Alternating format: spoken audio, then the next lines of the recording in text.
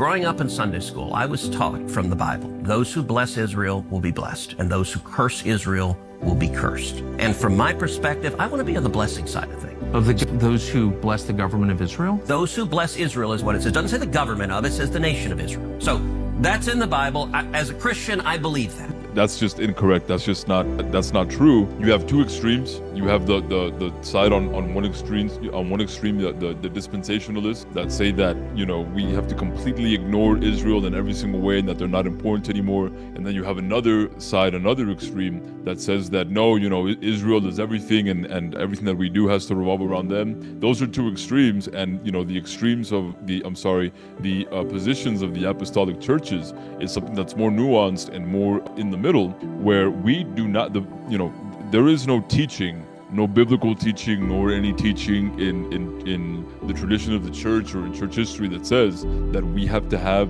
a blind loyalty to the nation of Israel, especially as it exists today, the current nation state of Israel that was founded in 1948.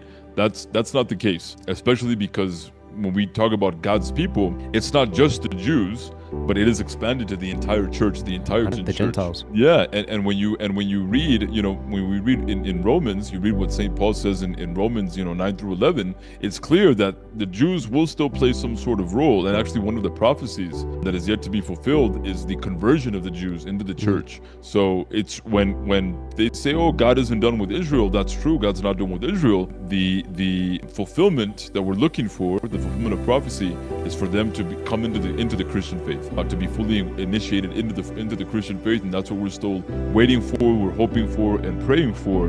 But just politically speaking, just as a matter of foreign policy, there is nothing that you can point to in the Bible or in tradition that tells you that you have to have an allegiance, exactly, a blind allegiance to the nation state of Israel and all of its policies. You can make a case for why we would want to support Israel in this particular conflict, and you can make that case purely from a geopolitical standpoint, of course, yeah, but not from a theological, biblical, Christian standpoint. There's nothing there.